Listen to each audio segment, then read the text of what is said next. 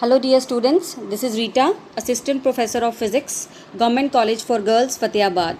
In my this presentation, I will discuss the topic Michelson interferometer. In this presentation, we will discuss the interference by division of amplitude. Now first of all, we will discuss what is the meaning of interferometer, right? So, the instruments which are based upon the principle of interference, they are known as interferometers. Now what is Michelson interferometer? Michelson interferometer is an interferometer which was designed by Michelson in order to find out the wavelength of light, the thickness of strips, or for the standardization of meter. These are the various applications of Michelson interferometer. In this, we have produced the two coherent beams by using a single light source. That we will discuss in the next section.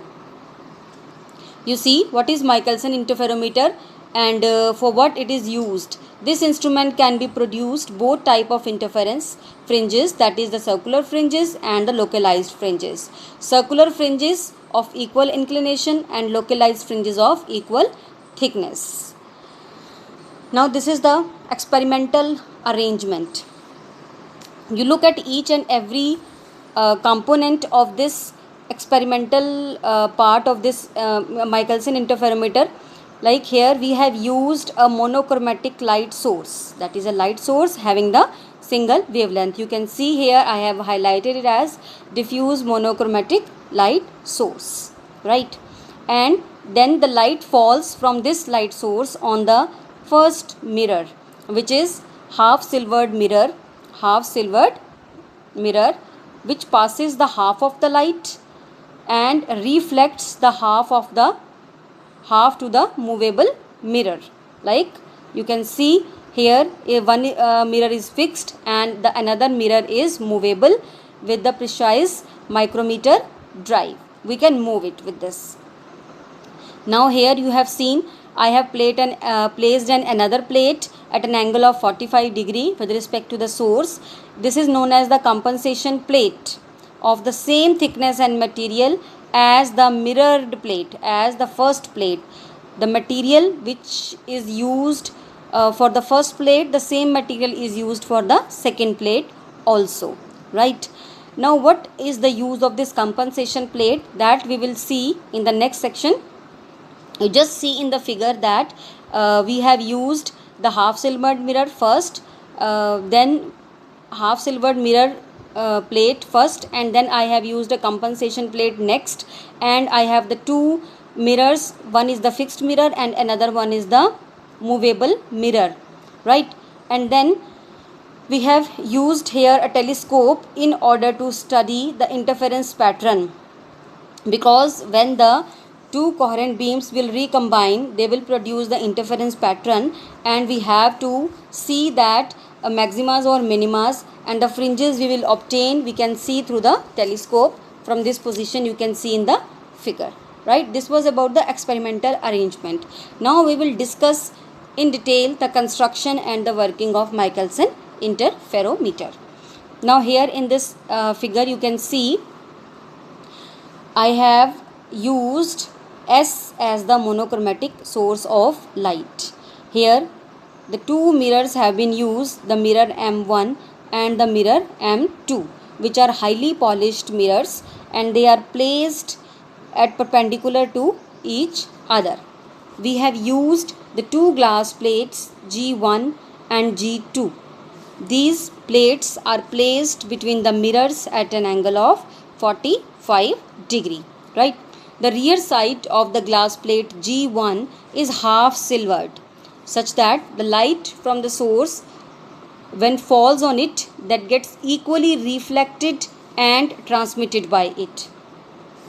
Now when the light from the monochromatic source, after passing through the lens, it is made paler and then it falls on the plate G1. Half of the light which is falling on the plate G1 is reflected. As you can see, I have shown it with the red color. When it passes through the plate G1, then it gets reflection from the rear end of the plate, then it moves towards the mirror M2 at the upper side, you can see, and the other half from here is transmitted towards the mirror M1, right? You can see here the green one goes towards the mirror M2 and the red one which is transmitted, that is moving towards the mirror M1, right? Now these two rays are reflected back by the mirror M1 and M2 and they will return back to the plate, because mirror M1 and M2, they are highly polished. So when the red beam will strike with the mirror M1, it will get reflected and it will move back towards the plate G1. Similarly, when this green beam will move towards mirror M2, it will also get reflected and it will come back to the plate G1, right? Now the beam which is reflected from the mirror M2 is again transmitted through the plate G1, right? It will again pass through the plate G1 and finally it will come towards the eye or the observation screen, you can see. And the beam which is reflected by the mirror M1, it will come back to the plate and it will get reflected towards the observation screen or the telescope, you can see, right? The two beams which are coming from the mirror M1 and M2, they will interfere with each other and the fringes will be observed in the telescope, right? And we can move the position of the mirror M2 so that we can get the different patterns of the fringes. Now this was about the construction of the Michelson interferometer. Now we will study that I have here explained you only about the beam splitter G1, the glass plate G1. I have not told you anything about the compensating plate G2. Now we will discuss why I have used here the plate G2. Now you can see here the beams which are falling on the mirrors M1 and M2, they are obtained from the same wave which was coming from the source S, which was originally red in color. When it originally incident on the glass plate at the bottom point, at the rear end of the glass plate G1, then the wave will be reflected towards the mirror M2 and entering the eye. It will cross the plate G1 twice, right? It has crossed the plate 2 times. Very first time when it becomes green, you can see here in the picture that at the rear end of the this glass plate G1, when it gets reflected, it is going upwards. First it has crossed the plates, it has been shown by the red color, and then it, after reflection, it has gone towards, now at this bottom point it gets reflected, right? Now by this green part I have shown one time, it crosses the plate, it goes upwards, it come back and again it crosses the plate, then it is 2 times. It means that it has crossed the plate 2 times, right?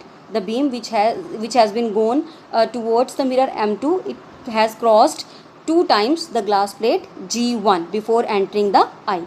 However, you can see that the beam which has been reflected by the mirror M1 that have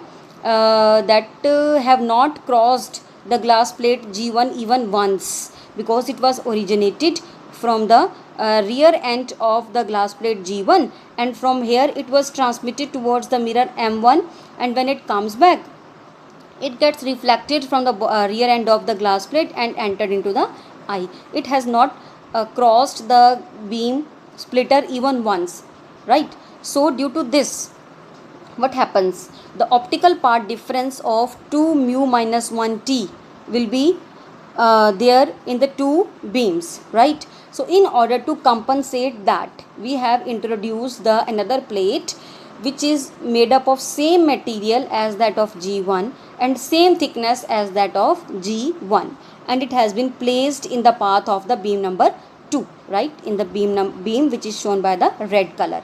Now you can see that when this beam number 2 is originated from the lower end of the glass plate G1, when it goes towards the mirror M1, it passes the glass plate G1 once, right? And when it gets reflection from the mirror M1, it again passes this G2 right? Now it also passes this glass plate 2 times. So the optical path difference between the two beams will be compensated due to this compensation plate. That is why it has been given the name as compensating plate, right?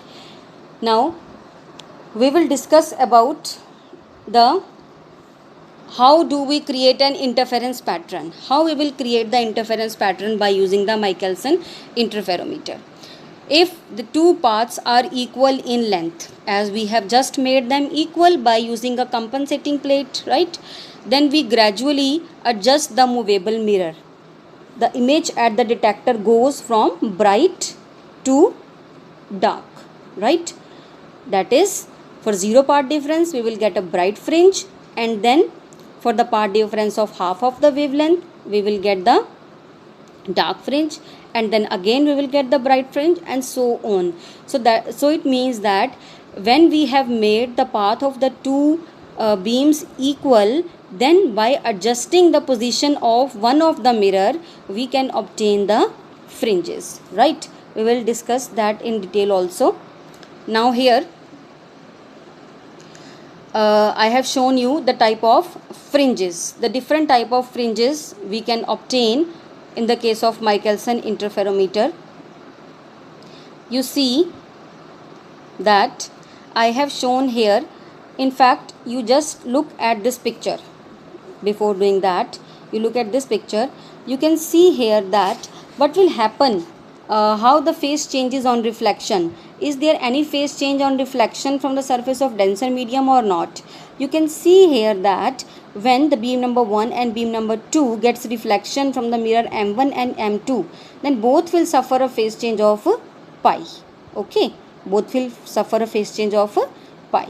And when the silver coating on the plate G1 is very thin, then the phase changes due to reflections from it in air and in glass, they will be equal to pi each.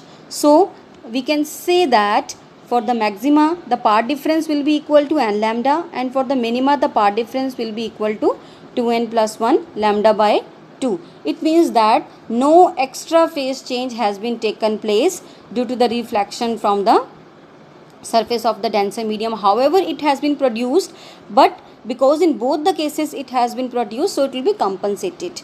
Pi phase change due to the reflection from the mirror M1, and the pi phase change due to the reflection from the mirror M2, right? Now you can see here I have shown you that different type of fringes we can obtain with the help of Michelson interferometer.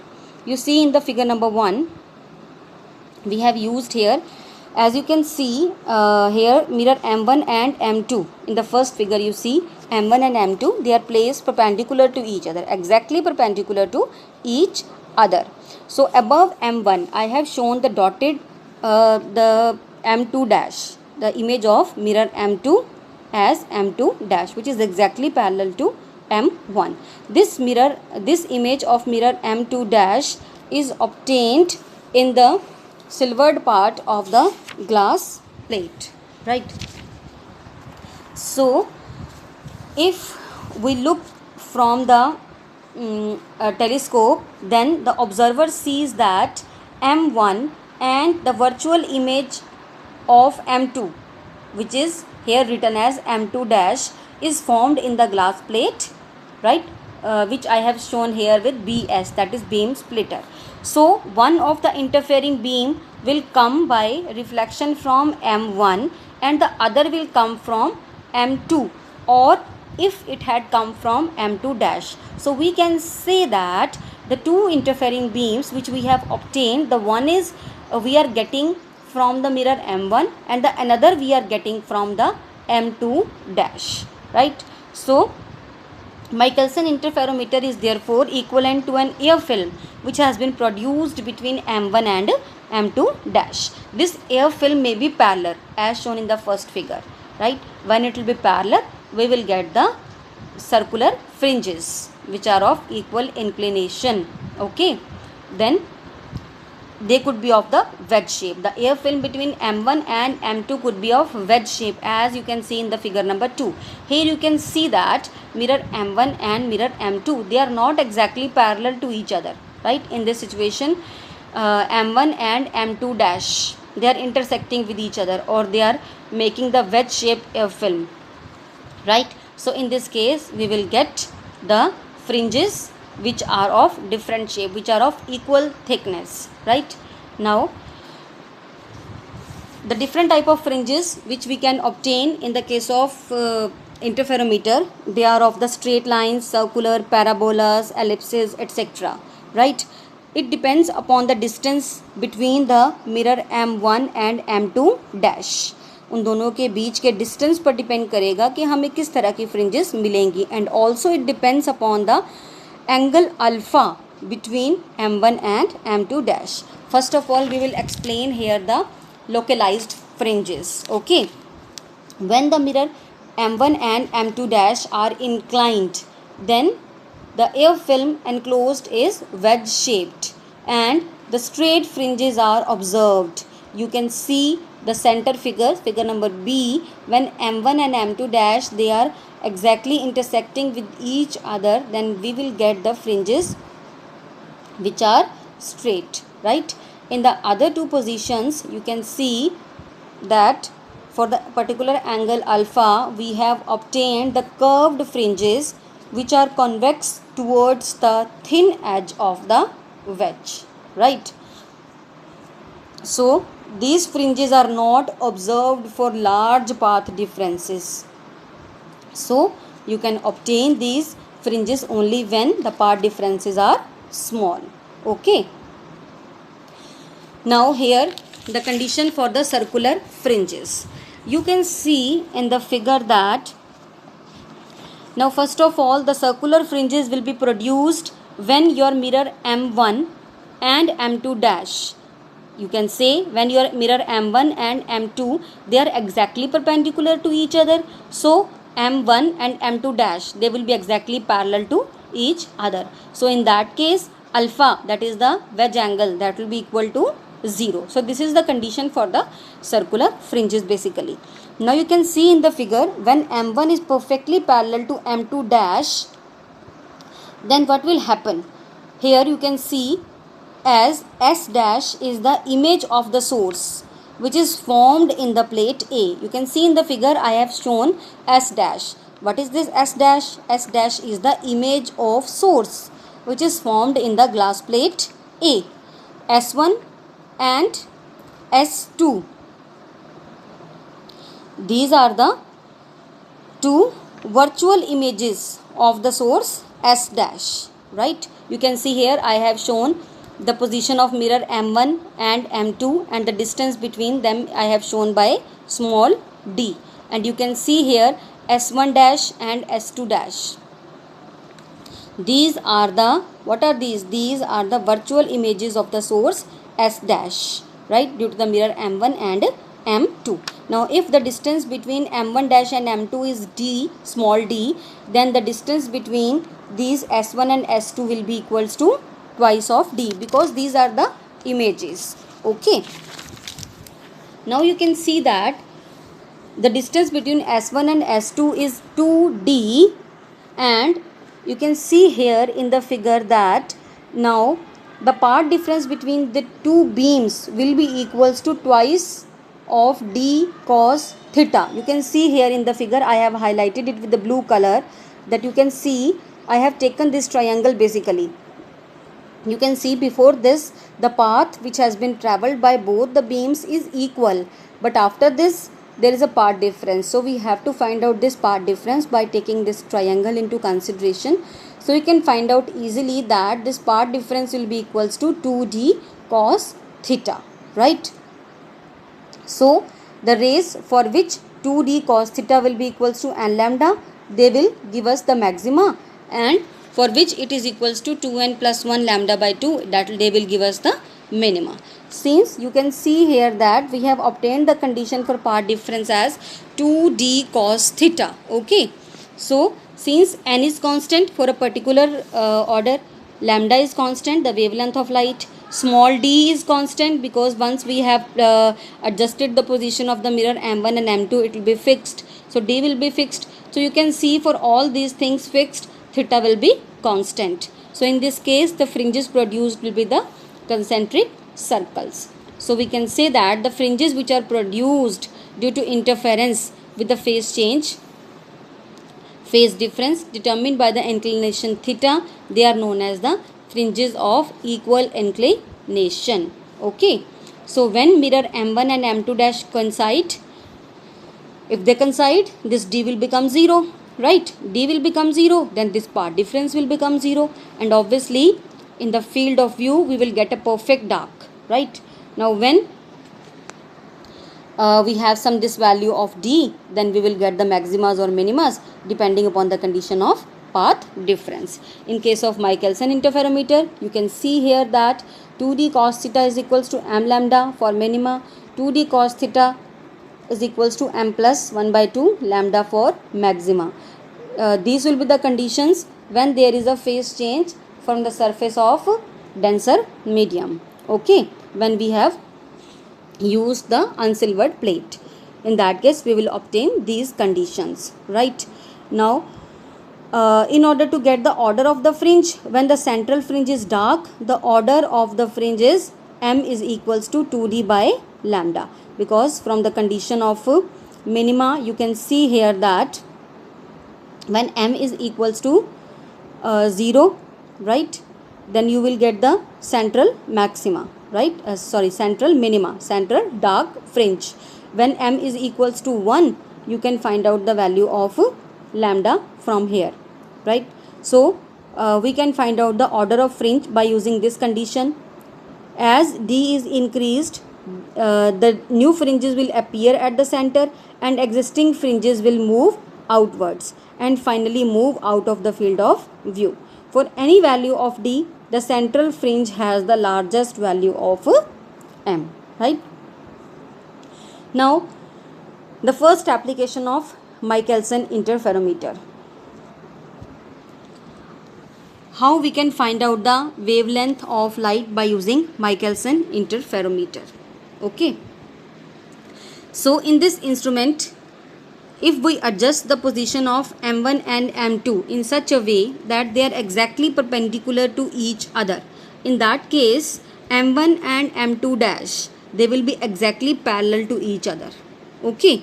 So and at that particular position, let us consider the separation between m1 and m2 dash be such that, means the value of small d is such that we get a bright fringe of order n, which we are getting in the field of view. So for the central bright fringe, assuming here cos theta is equals to 1, okay, because the inclination here is equals to 0 degree. So we get the cos theta is equals to 1.